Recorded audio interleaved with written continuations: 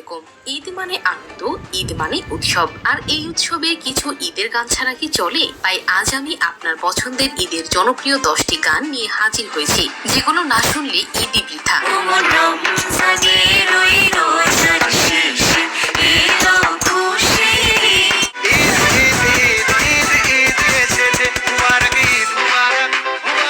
এই গানগুলো শুনলে আপনার যেই রকম অবস্থা হতে পারে, খালি পেটে সেমাই খাওয়ার মতো আনন্দ, নতুন জামা পরে আয়নার সামনে ঘুরঘুর করার মতো কনফিডেন্স, আর রেডিমেড সালামি পাওয়ার মতো এক্সাইটমেন্ট। চলুন নাড়িয়ে দেই ঈদের এই বিশেষ মুহূর্তগুলো। আর ভাই, লাইক দিবেন না? ঈদের দিনে একটা লাইকের জন্য এত কষ্ট করছি।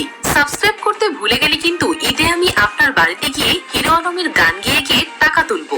বছর ঘুরে খুশির সান উঠেছে ঈদের সান উঠেছে। প্রথমেই আমাদের লিস্টে রয়েছে ঈদ মোবারক গানটি।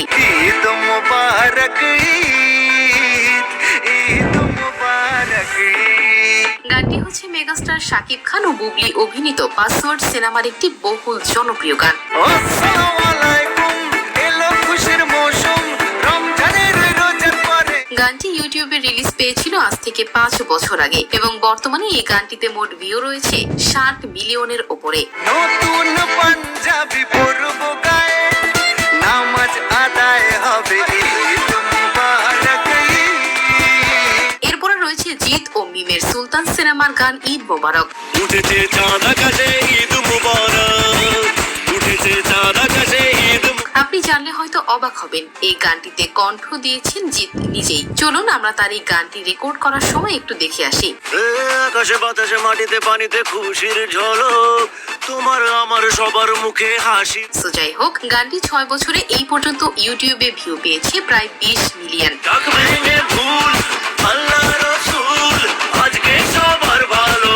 তারপরে রয়েছে আমার ছোটবেলা থেকে একটি পছন্দের ঈদের গান, ওমর রমজানের ওই রোজার শেষে। ওমর রমজানের ওই রোজার শেষে এলো খুশির।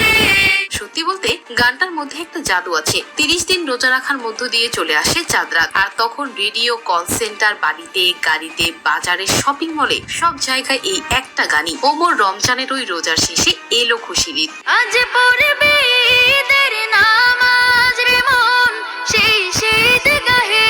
এই গানটি শুনলে আমার আরো ঈদের আনন্দ বেড়ে যায়। একটা জিনিস খেয়াল করে দেখবেন, আমরা যখনই একই গান বারবার শুনি তখন বিরক্ত লাগে, কিন্তু এই গানটা যতবারই শুনি ততবারই মনে পড়ে যায় শৈশবের ফেলে আসা দিনগুলো। ওমর রমজানের ওই রোজার শেষে এলো খুশির ঈদ। এই গানটি লেখক কাজী নজরুল। সব গান পুরনো হলেও কাজী নজরুলের লেখা এই গান কখনোই পুরনো হবার নয়।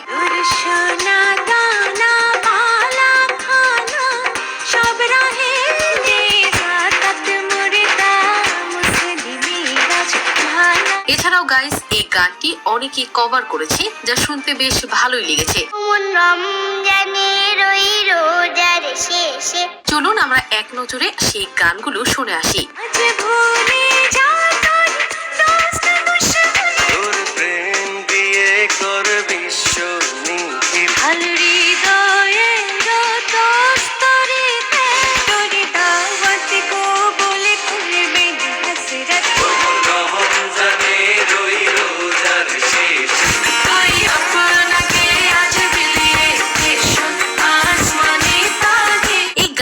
যত বলবো ততই কম হয়ে যাবে। এরপরে রয়েছে ঈদ মোবারক।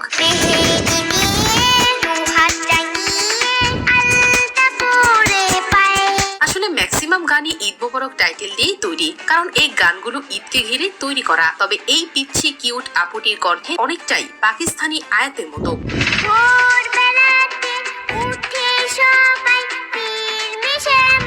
যদিও সে একজন বাংলাদেশী। আর হ্যাঁ, গানটি মাত্র 11 মাসে প্রায় 50 মিলিয়ন ভিউ পেয়েছে।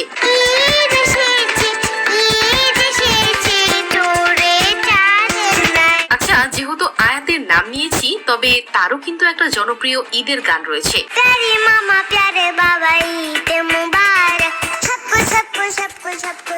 আয়াত আরিফ তার মিষ্টি সুর ও উচ্ছ্বাসপূর্ণ গায়কী এই গানকে করেছে অনন্য।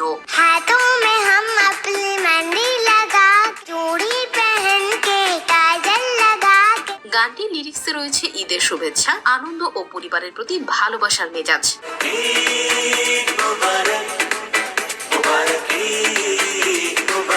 তারপরে রয়েছে স্বপ্ন যাবে বাড়ি আমার গানটি।